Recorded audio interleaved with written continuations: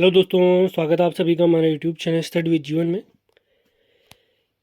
21 सितंबर को जो स्नातक स्तरीय भर्ती परीक्षा हुई थी उसके लिए राज्य सरकार ने एसआईटी का गठन किया था। उसके कुछ समय बाद सीबीआई जांच की बात की थी। तो एसआईटी की जन सुनवाई हल्द्वानी, काठगोदाम, रुद्रपुर में होने के बाद देहरादून में हुई कल। तो उस जन सुनवाई के दौरान देहरादून के जो प्रमुख अध्यापक थे और इसी के साथ बेरोजगार संगठन के जो अध्यक्ष हैं राम कंडवाल भाई, उन्होंने क्या कमेंट किया पहले उसको देख लेते हैं। उसके बाद इस लीक प्रकरण पर बॉबी भाई का, ये राम भाई का जो कंप्लीट इंटरव्यू है उसको देखेंगे, उसकी जानकारी लेंगे। लेकिन पहले देख लेते हैं देहरादून में जन सुनवाई के दौरान देहरादून के प्रमुख अध्यापक और राम भाई ने क्या कहा है।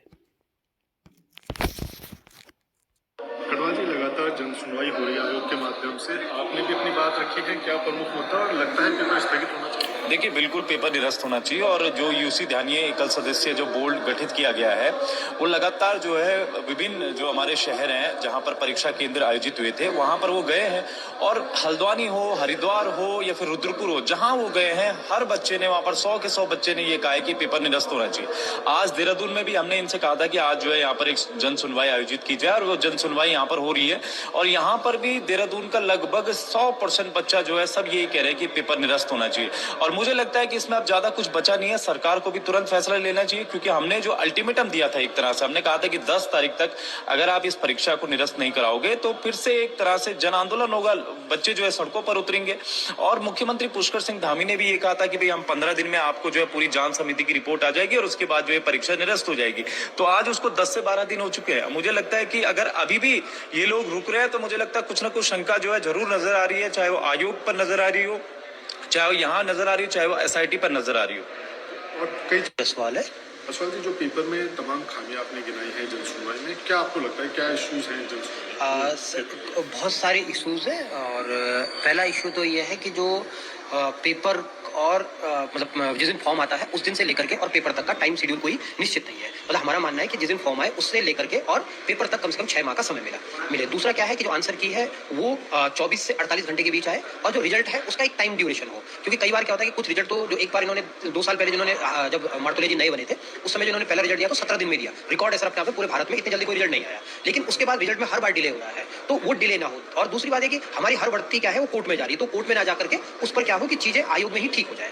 और एक जो इनकी चीजें खुलकर बात आती है वो है कि जो एग्जाम में जो लोग ड्यूटी देते हैं वो क्या है कि उन लोगों को प्रॉपर गाइडेंस नहीं मिलती। क्योंकि उनमें कई बार क्या होता है कि जब पेपर कक्ष के लिए इन्विजिलेटर नहीं मिलते हैं तो वहां पर 12वीं पास बच्चे को भी भेज दिया जाता है, तो उनको कुछ पता ही नहीं, वो कुछ भी भरवा देते हैं। उससे भी कई बच्चों के पेपर गलत हुए हैं, तो उस पर भी बात होनी चाहिए। तो बहुत सारी समस्याएं हैं आयोग की। और लेकिन धीरे धीरे चीजें अगर सही होती जाए तो मेरा मानना है कि उत्तराखंड बहुत अच्छा पेपर करवाता है। और पेपर का लेवल मैं अभी बताऊं आपको, बहुत अच्छा लेवल आ रहा है पेपर का। लेकिन थोड़ा सा ग्रेजुएशन और 12वीं का जो लेवल है उसको अगर अलग अलग कर दिया जाए तो पेपर में बच्चे बहुत खुश रहेंगे।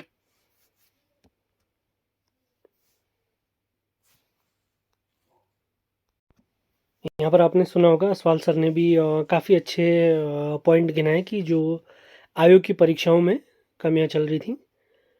अब हम सुनेंगे राम भाई का जो एक कंप्लीट इंटरव्यू आया है देवभूमि चैनल पर। उसमें उन्होंने जो लीक प्रकरण हुआ है, एसआईटी जांच जो हो रही है और सीबीआई जांच जो हो रही है, उस पर उनके क्या विचार हैं, वो क्या कहना चाहते हैं और सरकार से वो क्या कहना चाहते हैं और आम जनमानस से वो क्या कहना चाहते हैं, उसके बारे में हम देखेंगे। उत्तराखंड बेरोजगार संघ के अध्यक्ष राम कंडवाल को बहुत धन्यवाद। राम भाई आपका तो अभी आंदोलन के मोड़ से बाहर आ गए। बिल्कुल मोड़ से बाहर हैं। हालांकि हमने 10 दिन का अल्टीमेटम भी दिया है कि अगर, क्योंकि इसमें दरअसल एक मांग जो है वो अभी रह गई है, वो है कि जो स्नातक स्तरीय परीक्षा हुई थी उसको कैंसिल करने की। मुख्यमंत्री जी ने खुद ये कहा था कि एसआईटी की जांच होगी, 1 महीने के भीतर आपको सारी चीजें मिल जाएंगी। लेकिन फिर मुख्यमंत्री जी को हमने प्रेशर ये किया कि आप इसको 15 दिन कीजिए। मुझे लगता है 10-12 दिन में 15 दिन हो जाएंगे। और उसके बाद अगर ये फैसला नहीं लिया जाता है तो फिर से प्रदेश का युवा, हमने कहा है, खुद मुख्यमंत्री जी के सामने भी कहा है कि अगर ये मांग पूरी नहीं होती तो फिर से प्रदेश का युवा जो है परेड ग्राउंड में एकत्रित होगा और आंदोलन करेगा। ये तो आपने अपने मनमाफिक डिक्टेट करना हो गया ना सरकार को कि भाई 1 महीना नहीं 15 दिन। बिकॉज एविडेंस कलेक्ट करना, इतने सारे लोगों से बातचीत करना और फिर उसको एग्जामिन करना, उसमें तो टाइम लगेगा ना राम भाई। नहीं, टाइम लगे, हमने कब मना किया? सारे सबूत तो हमने दे रखे हैं। हम ये चाह रहे हैं कि जो सबूत हमने दिए उसके अतिरिक्त ये क्या काम कर रहे हैं, उसके अतिरिक्त भी हमने बहुत सारी चीजें दी हैं। अब जैसे जो 3 पन्ने बाहर आए थे वो तो हमने दिया था पहले दिन। दूसरे दिन हमने ये दिया था कि भाई जो एक हरिद्वार के रुड़की का एक सेंटर है, जहां पर जो कार्बन कॉपी होती है ओएमआर की, उसमें छपा ही नहीं है, मतलब उसमें प्रश्न छपे नहीं है पूरे सेंटर में। तो आप ये कितनी बड़ी बात है कि भाई पूरे जो सेंटर है उसमें प्रश्न पत्र में गोले छपे नहीं है। ऐसे में अभ्यर्थी ये कैसे जानेगा कि जो ओएमआर है और ओएमआर के अंदर जो गोले हैं, कार्बन कॉपी है, उसमें मेरे कितने नंबर आ रहे हैं? घर जाके आंसर की जब मिलाएगा तो पता ही नहीं चलेगा। दूसरी चीज हमने इनको दे रखी है, जैमर कई जगह खराब थे, वो हमने इनको बता रखे हैं। देहरादून का एक सेंटर है दुधली, अगर आप दुधली का सेंटर देखेंगे तो पेपर की जो टाइमिंग थी वो थी 11 बजे और यहाँ पेपर शुरू हो जाता है 10:30 बजे। तो वो भी हमने किया है कि भाई आपने 10:30 बजे यहाँ पर पेपर शुरू क्यों करवाया। टिहरी का एक सेंटर है जहां पर वो वीडियो हमने दिया हुआ है इनको, और अभी हम यूसी ध्यानी जी से एक बार फिर मिलेंगे। उस वीडियो में साफ स्पष्ट है कि 2 लड़के हैं और वो 2 लड़के क्या है कि पर्ची निकाल रहे हैं और उसमें लिखा हुआ है ABCDEFGH, मतलब जो होते हैं ABCD होता है जो, वो उसमें लिखा हुआ है उस पर्ची में, और वो देख रहे हैं, मतलब एग्जाम शुरू होने से चंद मिनट पहले वो ये सारी चीजें कर रहे हैं। आप कह रहे हैं ये सारे साक्ष्य जो है आपने एसआईटी को दे दिए? ये हमने एसआईटी को दिए हैं। एसआईटी को अभी हमने नहीं दिए हैं, हमने ये एसएसपी देहरादून को दिए थे जिस दिन हम मुख्यमंत्री पुष्कर सिंह धामी से मिले थे। तो उन्होंने कहा था आप एसएसपी देहरादून को दे दीजिए, उनको हमने दिए। प्लस हमने इसको मुख्य सचिव जी के वहां से मैसेज आया था हमें कि जो है ये सारे सबूत आप हमें भी दे दीजिए, तो हमने मुख्य सचिव के समक्ष भी रख दी थी। बट इसकी जानकारी है कि एसआईटी ने इन एविडेंसेस को अपनी जांच में इंक्लूड किया? बिल्कुल किया होगा, क्योंकि किया होगा या किया है? किया है, बिल्कुल किया है, और वो जांच चल भी रही है। एसआईटी से एक बार फिर से मिलेंगे, क्योंकि जो इनकी हेड है बलूनी जी, जिनको बना रखा है इन्होंने, तो उनसे भी अभी हमने जो है कल या परसों हमारी मुलाकात होनी है, उनके समक्ष भी ये सारी चीजें रखेंगे। और भी तथ्य हैं, ऐसा नहीं है कि हम पे जो है सिर्फ यही चीजें हैं, और भी तथ्य हैं जिसको अभी यहाँ पर कहना बहुत जो है मुझे लगता है अभी गलत होगा, लेकिन हाँ उनके समक्ष सारी चीजें रखेंगे। और सब कुछ पेपर लीक से जुड़ी हुई है? सब कुछ पेपर लीक से जुड़ी हुई है। हमने पहले ही दिन कहा था कि इस पेपर की सारी गोपनीयता भंग हो चुकी है, इस पेपर को कैंसिल होना चाहिए, लेकिन सरकार और सिस्टम जो है इसको मान ही नहीं रहा है। और अगर ये पेपर कैंसिल हो जाता तो मुझे लगता है कि युवा तो अपनी तैयारी में लग जाएगा, दूसरी तरफ इधर एसआईटी अपना काम करे इस पेपर को लेकर, और युवा जो अपनी तैयारी करे, ये पूरा प्रदेश के युवा जो है चाहते हैं। अभी आप कह रहे हैं कि आपकी एक डिमांड सरकार ने मान ली, सीबीआई की सिफारिश कर दी है, दूसरी डिमांड ये थी कि ये परीक्षा कैंसिल की जाए, जो अभी तक नहीं मानी गई। और एसआईटी के लिए आपने कहा कि 15 दिन में एसआईटी अपनी जांच पूरी करे, और नहीं करेगी फिर आप सड़कों पे आएंगे। बिल्कुल सड़कों पर उतरना ही पड़ेगा, क्योंकि तो आपने ये जो ये सीबीआई इन्वेस्टिगेशन चाहते हैं, ये स्पेसिफिक इस एग्जाम के लिए चाहते हैं? देखिए हम तो चाहते हैं कि राज्य गठन के बाद से जितनी भी भर्तियां हुई हैं उन सब पर सीबीआई जांच हो, लेकिन इन्होंने अभी क्या किया, इन्होंने पर्टिकुलर सिर्फ इस भर्ती पर सीबीआई जांच बैठाई है। हालांकि इसमें जो कहा जा रहा है कि भाई अंदर से जो चीजें निकल कर आ रही हैं, क्योंकि जो पहले भी 2022 में भर्ती घोटाले उजागर हुए थे उसमें भी हाकम सिंह एक तरह से नाम आया था। इसके अलावा जो मनराल था, आप देखेंगे जो भाजपा का नेता था हरिद्वार से, वो गिरफ्तार हुआ था।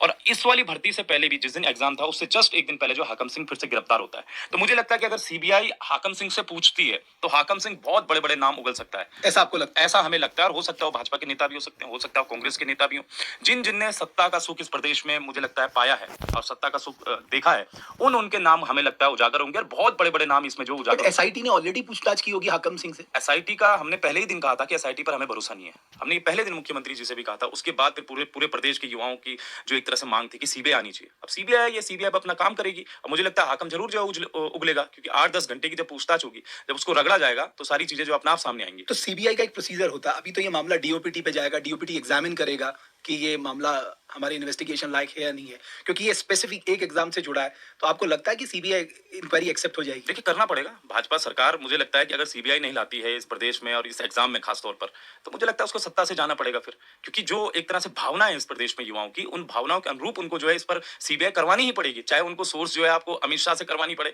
चाहे आपको जो है प्रधानमंत्री मोदी से करवानी पड़े, लेकिन सीबीआई करवानी ही पड़ेगी, वरना युवा जो है एक तरह से घर बैठने वाला नहीं है, और घर बैठेगा तो इनको वोट की चोट पर जो है हराने का काम भी करेगा। तो आप मुझे ये बताइए, जो सीबीआई इन्वेस्टिगेशन पे इतना ज्यादा विश्वास, क्योंकि ऑलरेडी बहुत सारी सीबीआई इन्वेस्टिगेशन चल रही है, जैसे हॉर्टिकल्चर स्कैम जो बवेजा वाला मामला है उसमें सीबीआई चल रही है, अपना ये जो फॉरेस्ट में जो पेड़ कट गए थे वो पाखरो रेंज वाले, वो अंडर सीबीआई स्कैनर है, और इसमें तो ऑलरेडी सुप्रीम कोर्ट मॉनिटर कर रहा है। तो सीबीआई पे इतना ट्रस्ट क्यों है, इतना फोकस क्यों है? देखिए ट्रस्ट होने की बात यह है कि देखिए वो देश की सबसे बड़ी एक तरह से प्रीमियर एजेंसी है। बिल्कुल है। तो इसके अलावा प्रदेश का युवा, खासकर हम लोग, फिर कहाँ जाएंगे, क्या डिमांड करें हम? हमारी जो सोच है, या फिर इस प्रदेश के युवाओं की सोच है जो है कि हम इस प्रदेश में सबसे बड़ी एक एजेंसी है जो जांच करे, वो सीबीआई है। इसके अलावा फिर हम किसकी डिमांड करें? हम अगर सुप्रीम कोर्ट जाते हैं, अगर हम हाई कोर्ट जाते हैं इस मैटर को लेकर भी, तो मुझे लगता है कि वो बहुत लंबे सालों तक अटका जाएगा। इतने भी फिर बेरोजगारों के पास पैसे भी नहीं है, हम फिर पैसे कहां से करेंगे, क्या करेंगे? तो ये जो तमाम चीजें हमने सोची, और इसीलिए जो हमने ये सोचा कि इस प्रदेश में सीबीआई बहुत जरूरी है। अगर राज्य की एक तरह से देश की सबसे बड़ी एजेंसी है, तो मुझे लगता है उसको एक बार हमें भरोसा जरूर करना चाहिए। आपने बोला सीबीआई की जांच होनी चाहिए, जिसकी सिफारिश राज्य सरकार ने की है, बट मैं देख रहा था आपके बेरोजगार संघ में आपने सोशल मीडिया में डाला है, जिसमें आप जस्टिस यूसी ध्यानी जो रिटायर्ड हो चुके हैं, आप लोग उनसे मिले, और आपने उसमें लिखा, एकल सदस्यीय जांच आयोग के अध्यक्ष यूसी ध्यानी से आपने मुलाकात की, तमाम तथ्य एवं अनियमितताओं की विस्तृत जानकारी मौखिक रूप से उनके साथ साझा की, और जल्दी हम लिखित रूप में भी उन तक जाएंगे। एक तरफ आप डिमांड कर रहे हैं सीबीआई की, दूसरी तरफ आप जो ये इंक्वायरी कमीशन एकल सदस्य बनाए, इससे भी मिल रहे हैं, तो थोड़ा कंफ्यूजन नहीं है कि आप चाह क्या रहे हैं? देखिए दरअसल बात यह है कि जो यूसी धानी जी से हम मिल रहे हैं, वो दरअसल वो एसआईटी अपनी जांच कर रही है। इस प्रदेश में अभी सीबीआई तो आई नहीं है, तो जब तक सीबीआई नहीं आई है तब तक जो है हम इनको सारी चीजें दे रहे हैं। दूसरा, इनको सबूत देने का जो सबसे बड़ा कारण वो है, हम ये चाह रहे हैं कि इस परीक्षा को तत्काल पहले निरस्त हो जाए एसआईटी के जांच के आधार पर। तो इसलिए उनको सबूत दिए जा रहे हैं ताकि जो प्रदेश का युवा भी सड़कों में है, जो बार बार हमको प्रेशर कर रहा है कि आप आंदोलन कीजिए, आप प्रदर्शन कीजिए, कि हमको जो है री एग्जाम चाहिए, तो हमें लगता है कि एसआईटी की जो जांच चल रही है उसके आधार पर ये परीक्षा जो है निरस्त हो और री एग्जाम की घोषणा हो। एक तरफ री एग्जाम होता रहेगा, प्रदेश का युवा जो है पढ़ता रहेगा, और दूसरी तरफ सीबीआई जो है इस परीक्षा की जो प्रीवियस ये परीक्षा जो कैंसिल हुई है उस पर जो है सीबीआई अपना पूरा फोकस कर दे और नई परीक्षा जो है बच्चे वहां पर उतर जाए। फिर मैं जानना चाहूंगा, आप कह रहे हैं एसआईटी भी जांच करे, आप कह रहे हैं इंक्वायरी कमीशन भी जांच करे, आप कह रहे हैं सीबीआई भी जांच करे, बिल्कुल। आप कह रहे हैं तीनों साइमल्टेनियसली ये जांच एजेंसी एक मुद्दे की जांच करे। बिल्कुल करनी भी चाहिए, क्योंकि ये दरअसल ऐसा मुद्दा है कि आप देखेंगे ये मुद्दे जो है खासकर पेपर लीक इस प्रदेश में रुकने का नाम नहीं ले रहे हैं। भाई अगर इसमें 3 एजेंसी का, इसमें आप 10 एजेंसी को भी लगाओ फिर भी वो कम है, क्योंकि हो ये रहा है कि हम 2022 के बाद इन सब ने एक तरह से समझ लिया कि भाई सारी चीजें ठीक हो रही हैं, लेकिन इस राज्य के युवाओं को और खासकर उत्तराखंड बेरोजगार संघ को ये पता था कि एग्जाम ठीक से नहीं हो रहे हैं। अगर एग्जाम ठीक से होते तो पेपर के पन्ने जो बाहर नहीं निकलते। हाकम सिंह जो एक बार जो है जेल से बाहर निकल गया है, बेल पर था, फिर वो एक्टिव कैसे हो गया? उसको एक्टिव कराने वाले लोग कौन है? तो इन तमाम चीजों को लेकर मुझे लगता है कि एक एजेंसी क्या, अगर 10 एजेंसी भी है तो वो भी कम है, और होनी चाहिए। सीबीआई भी होनी चाहिए, एसआईटी भी होनी चाहिए, एसटीएफ भी अपना काम करे और उत्तराखंड पुलिस को भी अपना काम करना चाहिए। बट फिर वो ट्रस्ट डेफिसिट है ना, आपने अभी कहा कुछ देर पहले कि हमें एसआईटी पे विश्वास नहीं है। बिल्कुल। इंक्वायरी कमीशन को लेकर आपने कोई खास टिप्पणी नहीं की, आपने कहा हमें पूरी तरह से सीबीआई पे विश्वास है। तो जब सीबीआई टेक ओवर करेगी तो फिर इन एजेंसी का तो कोई रोल ही नहीं रह जाता ना। आप मेरी बात को नहीं समझ रहे हैं। हम क्या कह रहे हैं कि एसआईटी के आधार पर होना है पेपर निरस्त। इस प्रदेश का युवा चाह रहा है कि पेपर निरस्त हो, पहले पेपर निरस्त हो, तो एसआईटी की जो जांच रिपोर्ट आएगी, एसआईटी जब ये लिखेगा कि हाँ भाई इसमें खामियां पाई गई हैं, इस पेपर को निरस्त किया जाता है और 1 महीने के भीतर जो है दोबारा से एग्जाम किया जाता है, वहां पर एसआईटी हो गई खत्म। एसआईटी ने अपना काम कर दिया है, तो प्रदेश का युवा जो पढ़ने चला जाएगा अपने अपने घरों में जहां पर भी वो पढ़ रहा है। सीबीआई जब आएगी तो वो इस परीक्षा की जांच करेगी। ये जो हमने कॉल रिकॉर्डिंग करवाई, ये जो आपका 3 पन्ने भरा है, ये कैसे है, ये सारी चीजें हुई। एसआईटी क्या करेगी फिर? एसआईटी ने अपना काम कर दिया ना। एसआईटी को क्यों रखा गया है यहाँ पर? एसआईटी को इसलिए रखा गया है, खासकर जो मुख्यमंत्री पुष्कर सिंह धामी से भी जब हमारा डिस्कस हुआ था, तो एसआईटी को ये रखा गया इस पेपर की गोपनीयता वाकई में भंग हुई है या नहीं हुई है। अगर भंग हुई है तो इसको निरस्त किया जाए, अगर एक तरह से भंग नहीं हुई है तो इस पेपर को जो है कंटिन्यू करवाया जाए। मेनली जो एसआईटी का काम है वो बेसिकली जो है पेपर निरस्त या फिर जो है पेपर को कंटिन्यू करना। अब मान लीजिए एसआईटी कहती है, हाइपोथेटिकल है, मैं नहीं कह रहा भाई, एसआईटी ये कहती है कि साहब इसकी गोपनीयता भंग तो जरूर हुई है, लेकिन सिर्फ एक सेंटर में वो पेपर लीक का सामने आया है और ऐसे में पूरे एग्जाम को कैंसिल करना गलत होगा, तब आप क्या करेंगे? देखिए, फिर इस प्रदेश का युवा जो है कभी भरोसा नहीं कर पाएगा। अगर एक सेंटर पर हुआ है, दूसरा मान लीजिए कल रिजल्ट आता है इसका, और रिजल्ट आया और कोई बच्चा 1 नंबर से रुक गया, कोई बच्चा 2 नंबर से रुक गया, तो उसके दिमाग में हमेशा वो चीज रहेगी। वैसे भी 1,04,000 लोग बैठे, 400-500 पोस्टें ही हैं शायद। बिल्कुल 500 पोस्ट, 400 पोस्ट हैं। 400 पोस्ट हैं, तो नेचुरली जो बाकी 1 लाख लोग हैं उनको तो मौका मिलेगा नहीं, उनके दिमाग में तो सवाल रहेगा ना। बिल्कुल रहेगा, बिल्कुल रहेगा। और हम चाह रहे हैं कि अगर इस पेपर की गोपनीयता भंग हुई है, चाहे 3 पन्ने आए, चलिए 3 पन्ने तो आए हैं, वो अलग चीज है, लेकिन बहुत सारी जगहों पे जो हमने चीजें इनको गिनवाई हैं, जो हमने इन पे लगभग जो है 10 से 12 बिंदु हमने रखे हैं। कल यूसी ध्यानी जी हल्द्वानी में भी गए थे, आज भी वहां पर यूसी ध्यानी जी हैं, वहां पर भी जो है सैकड़ों बच्चों ने यूसी ध्यानी जी को ये कहा कि ये पेपर जो है दोबारा होना चाहिए। हरिद्वार में जो है ये एसआईटी की जो बलूनी जी हैं वो गई थी, सारे बच्चों ने कहा कि पेपर दोबारा होना चाहिए। टिहरी में बलूनी जी गई थी, सबने कहा कि पेपर दोबारा होना चाहिए। इस प्रदेश में एक भी बच्चा भी ऐसा नहीं मिला, ना तो सरकार को मिला और ना जो है हमें मिला, कि जो ये कहे कि ये पेपर जो है दोबारा नहीं होना चाहिए। पेपर दोबारा होना चाहिए, ये पूरे प्रदेश के अभ्यर्थियों की डिमांड है, जिसके 80 नंबर भी आ रहे हैं और जिसके 75 नंबर भी आ रहे हैं। जो पेपर दे के आ रखा वो भी परेड ग्राउंड में वो बच्चा भी बैठा था, जिस बच्चे के जो है 77 से लेकर 80-82 नंबर आ रहे थे इस वाले एग्जाम में, लेकिन वो भी चाहता है कि ये पेपर जो है निरस्त हो। निरस्त इसलिए हो क्योंकि देखिए पिछले 2022 से जब से भर्ती घोटाले उजागर हुए, जब से आयोग के नए अध्यक्ष बने, चाहे परीक्षा नियंत्रक बने, चाहे सचिव बने, उसके बाद से परीक्षाएं ठीक तरीके से हो रही थी। अचानक जो है उत्तराखंड बेरोजगार संघ को ये सारी चीजें मिलती हैं, अब एक परीक्षा में ही ये सारी चीजें होती हैं। तो हमने इनसे ये कहा है कि भाई अगर इस परीक्षा में हुई है, उसकी गोपनीयता भंग हुई, तो कैंसिल कर दो ना। आप कैंसिल करने से क्यों घबरा रहे हो? जबकि आप ये देखिए कि कल एक एग्जाम होना था 5 तारीख को एडीओ का, यूके SSSC कराने वाला था, उसको इन्होंने रद्द कर दिया। वहां पर क्या लिखा जा रहा है रद्द करने में, कि बहुत सारे बच्चों के कहने के अनुसार जो इस परीक्षा को निरस्त किया जाता है, सुझावों से निरस्त किया जाता है। तो फिर आप ये वाला जो एग्जाम है स्नातक स्तरीय, जिसमें 3 पन्ने बाहर रहे हैं, उसको फिर आप निरस्त क्यों नहीं कर रहे हो? और 5 को फिर आपने जो है 5 वाला जो एग्जाम था कल होने वाला था, उसको आपने निरस्त क्यों कर दिया? आप कह रहे हैं आपका फोकस है पहला एग्जाम निरस्त हो, दूसरा सीबीआई इसका इन्वेस्टिगेशन करे और साइमल्टेनियसली जो इंक्वायरी कमीशन बैठा है ये भी अपनी जांच करते रहे। ये बिल्कुल स्पष्ट है। बिल्कुल स्पष्ट है। ये जो कहा जा रहा है कि साहब भविष्य की भर्तियां लटक जाएंगी, नए जो 8-10 एग्जाम होने हैं, कई 8-10 हजार लोगों की भर्तियां होनी, वो लटक जाएंगी, इसको आप किस तरह से देखते हैं? कैसे लटक जाएंगी? मतलब हम तो इसमें तो कोई कारण ही नहीं है लड़ने नहीं का। उसका टेक्निकली तो नहीं है, लेकिन मैं आपको एक एग्जांपल देता हूँ। मान लीजिए बिल्कुल। सीबीआई टेक ओवर करती है इन्वेस्टिगेशन को, सीबीआई सारे डॉक्यूमेंट सीज कर देती है, सीबीआई सारे कर्मचारियों से पूछताछ करेगी, उसका अपना एक तरीका है पूछताछ करने का। तो साहब ना तो कर्मचारियों का मॉरल ग्राउंड रह जाएगा, ना जब वो प्रैक्टिकली पॉसिबल नहीं होगा ना। टेक्निकली तो मैं ये नहीं कह रहा कि साहब अगर सीबीआई जांच करेगी नहीं हो सकता एग्जाम, बट प्रैक्टिकली कैसे पॉसिबल होगा? देखिए, अगर ये सीबीआई जांच होती है सारी परीक्षाओं की, अभी आप कह रहे हैं कि स्पेसिफिक परीक्षा की होगी। यस, ये सिर्फ स्पेशल सिर्फ एक परीक्षा की हो रही है। अगर ये सीबीआई होती पूरी परीक्षाओं की, तब हो सकता था कि जो है परीक्षाओं पर ब्रेक लग जाता, वो शायद 2 साल 3 साल भी शायद ब्रेक लगता, आगे की परीक्षा नहीं होती। लेकिन ये सिर्फ सिंगल परीक्षा की जो है सीबीआई जांच हो रही है, तो मुझे लगता है सिर्फ फोकस सिंगल परीक्षा पर होने वाला है। और ये जो कैलेंडर है, क्योंकि कैलेंडर जारी हो चुके हैं और अभी 12 तारीख को एक एग्जाम है यूके ट्रिपल एससी का, उसकी वो तैयारी कर रहे हैं और एग्जाम हो रहा है। और मुख्यमंत्री जी ने भी जो कहा था, मुख्यमंत्री जी ने भी यही कहा था कि अगर सारी भर्तियों की जो है सीबीआई जांच होती है तब फिर परीक्षा रुकेगी। स्पेशली सिर्फ एक परीक्षा की हो रही है, तो मुझे नहीं लगता कि कुछ इसमें होने वाला बट सिस्टम, आप कह रहे हैं ना कि सिस्टम कॉम्प्रोमाइज हुआ है।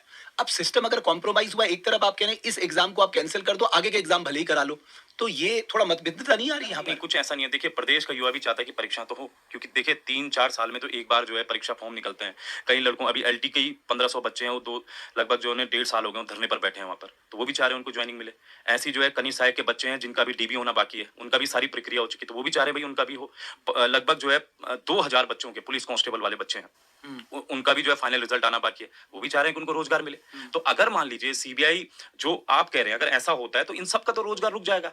और ये जो बच्चे हैं, और हमें भी लगता है कि लगभग अगर ये 2-3 साल तक रुकेगा तो फिर सारी चीजें खत्म हो जाएंगी, युवाओं को बट राम रोजगार भाई, नहीं मिलेगा। प्रॉब्लम ये है कि हमें नहीं पता ना कि सिस्टम के अंदर कैसे लोग काम कर रहे हैं। वो तो तभी पता लगेगा जब सीबीआई अपनी इन्वेस्टिगेशन ओवर कर देगी। अब मान लीजिए, फिर मैं एक हाइपोथेटिकल सिचुएशन रख रहा हूं कि मान लीजिए सिस्टम के अंदर ऐसे मोल हैं जो इस चीज को बढ़ावा दे रहे हैं, जो कि आपने हाकम सिंह की रिकॉर्डिंग की बात की, गौड़ की रिकॉर्डिंग की बात की, तो फिर से कॉम्प्रोमाइज होने का भय हो जाएगा। नहीं, कॉम्प्रोमाइज ये हमें थोड़ा क्लियर थॉट रखना होगा ना, हम चाहते क्या है। मतलब बेरोजगार संघ इस बारे में जब आपका मंथन होता है, मैं ईमानदारी से चाहता हूं, मुझे बताइए आप लोग क्या चर्चा करते हैं? देखिए, हम चर्चा यही करते हैं कि इस प्रदेश में बच्चों का रोजगार तो पहले बंद ना हो।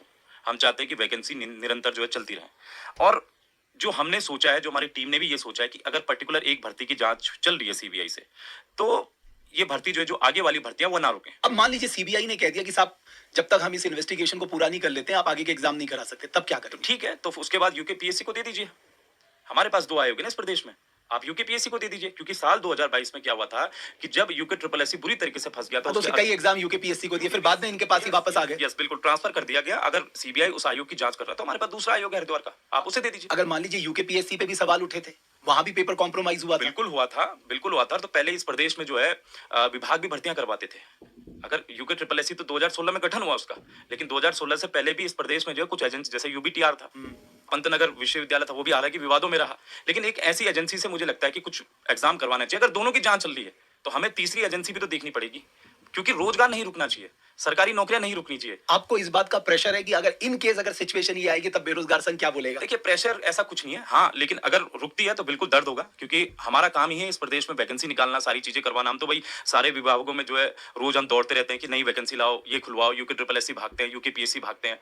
तो अगर भर्तियां रुकती हैं तो बिल्कुल ये प्रेशर होगा। प्रदेश का युवा भी नहीं चाहता कि भर्तियां रुके। अच्छा ये बताइए, ये अनफोल्ड कैसे हुआ? मतलब चीफ मिनिस्टर आपके आंदोलन में आएंगे और ये बातचीत कैसे हुई? मतलब अप्रोच किसने किया? और ये सेफ एग्जिट पार्ट तो नहीं था कि आप लोग थक चुके थे और आपको लगा कि बहुत लंबा खिंच रहा है और इतने सारे स्टूडेंट प्रदेश भर से आए हैं, ये कैसे? तो आपको लग रहा था कि ये एग्जिट पार्ट चाहिए आपको? प्रदेश के मुख्यमंत्री से हमारी तो कोई चर्चा नहीं हुई थी। अब वो अचानक वहां पर आ गए। हालांकि हमें 10 मिनट पहले बताया गया कि भाई मुख्यमंत्री जी यहाँ पर आ रहे हैं। उसके बाद हमने सारे युवाओं को वहां पर कराया, शांत कराया, कहा कि भाई आप शांति यहाँ पर बना के रखें। और मुझे लगता है कि मुख्यमंत्री जी ने ये पहले ही सोच लिया था कि इस प्रदेश के युवाओं की जो डिमांड है वो सीबीआई है। राम भाई, आप तो स्टूडेंट है, आप पॉलिटिशियन की तरह बात मत करिए। हुआ क्या था ये बताइए नहीं, ना। यही हुआ था। मैं आपको सच्चाई बता रहा हूँ। मैं आपको, हालांकि जो पहले दिन मुख्यमंत्री जी से हमारी मुलाकात हुई थी, अच्छा आप पहले दिन मिले थे? यस, आंदोलन का जो दूसरा दिन था, हाँ। उसकी सुबह जो है मुख्यमंत्री जी ने हमें बुलाया था और उनके समक्ष हमने सारी चीजें रखी। और जब हमने सारी चीजें रखी तो उन्होंने कहा, आश्वासन दिया हमें कि भाई ये सारी चीजें हम करेंगे। लेकिन उसके बाद फिर धीरे धीरे आंदोलन बढ़ता गया। 7 दिन हो गए, 8 दिन हो गए, और मुख्यमंत्री जी के आने से लगभग 10 मिनट पहले हमें सूचना मिलती कि वो आ रहे हैं और मांगे पूरी हो रही हैं, ये हमें बताया गया। और कहा गया कि आप बस युवाओं को थोड़ा शांतिपूर्वक वहां पर रखिए। हमने कहा ठीक है, आइए, स्वागत है। प्रदेश का मुख्यमंत्री अगर सड़क में आ रहा है युवाओं के लिए तो भाई अच्छी बात है। वो आए, उन्होंने सीबीआई की घोषणा की।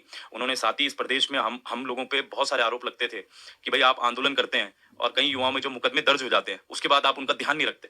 उन मुकदमों की ओर आप देखते नहीं हो। हमने वो घोषणा वहां पर करवाई मुख्यमंत्री जी से कि भाई जितने भी युवा में मुकदमे दर्ज हुए हैं, आप सारे मुकदमे हटवाइए। आप जो है राम कनवाल के छोड़ दीजिए, आप बॉबी पवार जब बेरोजगार संघ के अध्यक्ष थे, उन पे जो मुकदमे हुए थे उनको भी आप छोड़ दीजिए। हमने कहा हमारे रहने दीजिए, लेकिन प्रदेश के युवाओं को हटा दीजिए। और मुख्यमंत्री जी ने घोषणा की कि आप मेरे पास लिस्ट लाइए और मैं घोषणा करता हूं कि सारे मुकदमे हटेंगे। तो मुझे लगता है जब 2 मांगे पूरी हुई, तीसरी मांग जो ये थी कि सिपाही नियमावली। सिपाही नियमावली क्या है जो इन्होंने नहीं बनाई है? एज का जो था, एज का जो है सिपाही नियमावली 2025 इन्होंने बनाई है। वो नियमावली क्या कहती है कि जितनी भी सिपाही लेवल की भर्तियां हैं, उसमें क्या है कि 18 से 25 इन्होंने आयु सीमा कर दी।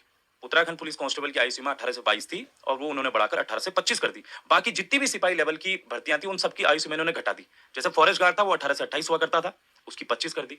बंदी रक्षक था वो 18 से 32 हुआ करता था, उसकी 25 कर दी।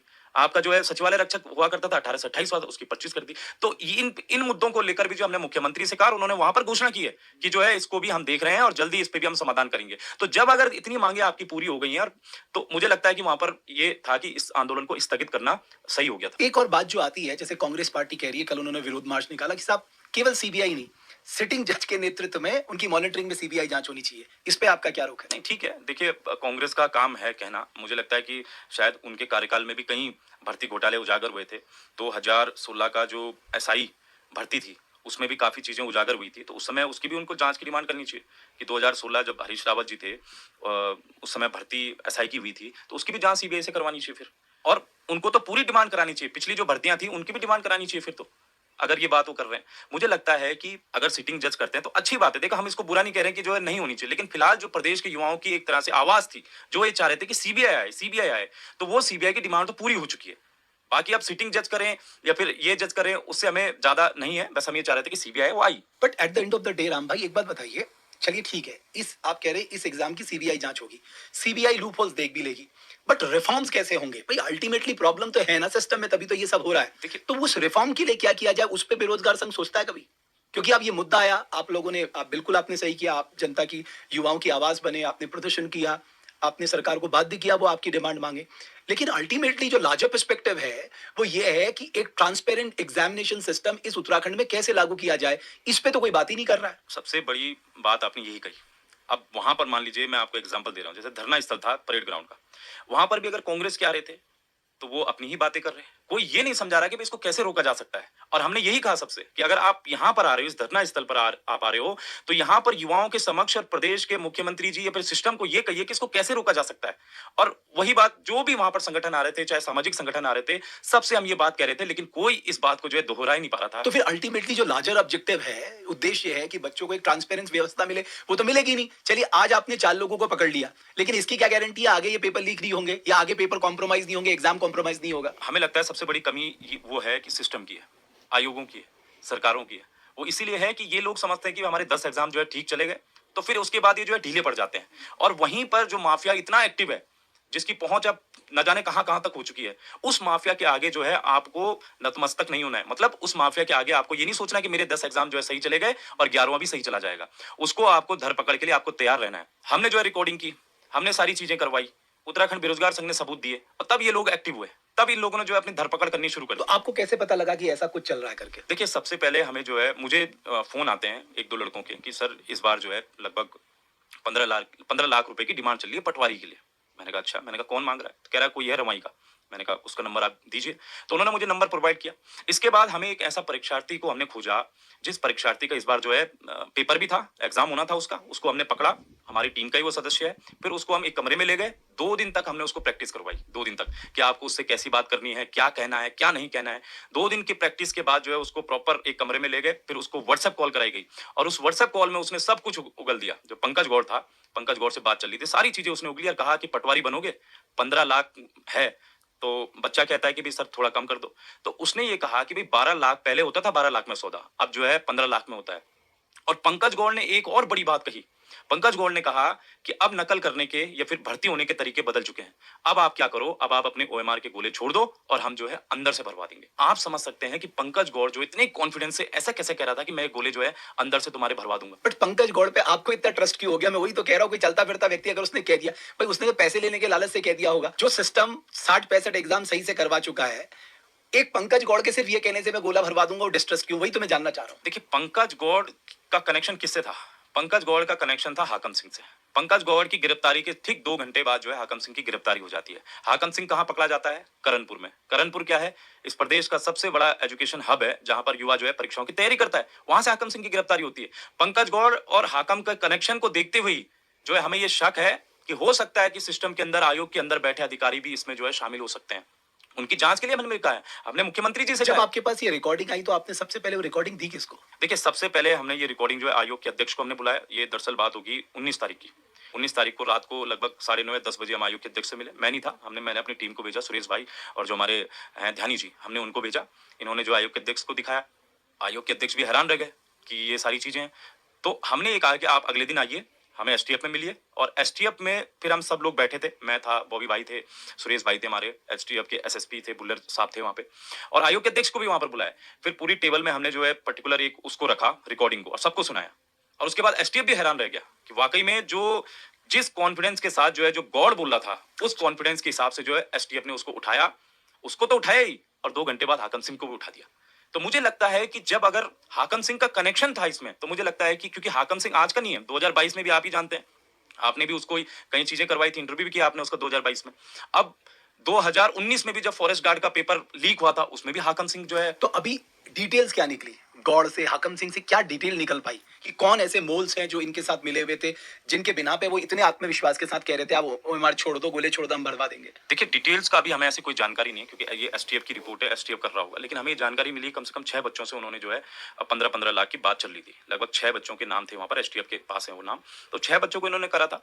पर हमारी ये समझ में नहीं आ रहा कि अभी तो हमने ये कर दिया, इस वाले एग्जाम पे हमने ये कर दिया। हो सकता है इन्होंने जो पिछला एग्जाम हुआ था उत्तराखंड पुलिस कांस्टेबल का, उससे पिछला जो कनिष्ठ सहायक हुआ था, वन दरोगा का जो एग्जाम हुआ था रिसेंटली, तो क्या उन पे नहीं किया होगा?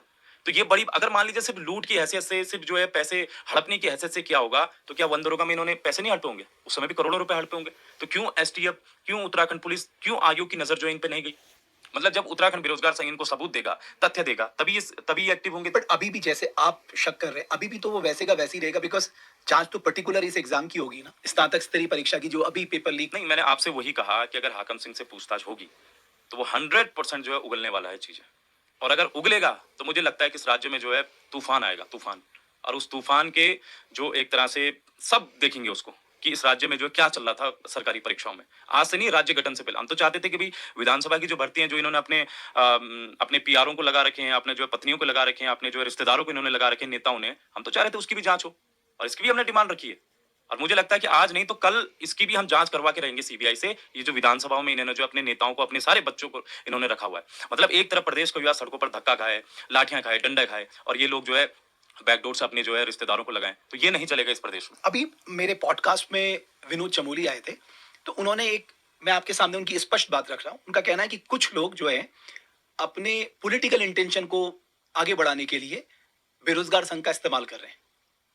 इस पे आपका क्या कहना है? कुछ लोग, मतलब मैं समझा नहीं, कौन लोग हैं? जो जिनके पॉलिटिकल एम्बिशंस है, देखिए, जो स्वाभिमानी मोर्चा जो है, जी, जिनके क्योंकि नेचुरली वो पॉलिटिक्स में है, वो चुनाव लड़ना चाहते हैं, देखिए, तो वो अपने पॉलिटिकल एम्बिशन को पूरा करने के लिए जो युवा है उनका इस्तेमाल कर रहे हैं। देखिए, जब भी कोई बड़ा धरना प्रदर्शन होता है तो उसमें तो सारे संगठन के लोग आते हैं, सिर्फ सत्ता पक्षी तो नहीं आता है।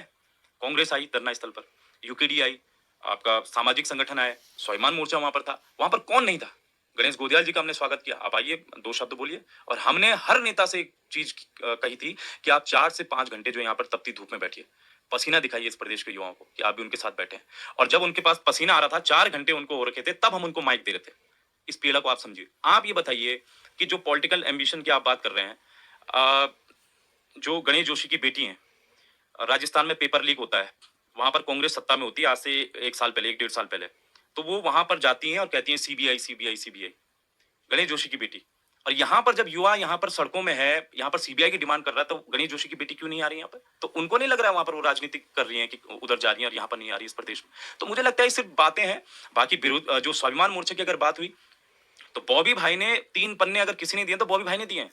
वो इस वाली इस आंदोलन के एक तरह से उनको आना भी चाहिए था वहां पर, सामने पूर्व बेरोजगार संघ के अध्यक्ष भी हो रहे हैं, तो बिल्कुल उनको आना चाहिए। और उन्होंने डिटेल दी है, तो उनको तो बढ़ चढ़कर वहां पर हिस्सा लेना चाहिए था, और वो ले भी रहे थे। वो एक्टिव रोल में कहीं ऐसा तो नहीं मार्गदर्शक मंडल की जगह बना दी आप? नहीं, ऐसा नहीं है। वो दरअसल वो स्वाभिमान मोर्चा के वो अध्यक्ष हैं और वो उधर ही ध्यान देते हैं। इस बार जो सारी चीजें की उत्तराखंड बेरोजगार संघ ने की, ये इस बार बॉबी पवार जो है एकदम अलग थे, वो अपना पॉलिटिकल पार्टी में है और हमने सारी चीजें उजागर की हैं, कॉल रिकॉर्डिंग हमने की है, सारा जाल हमने बिछाया है, सारी चीजें हमने की है।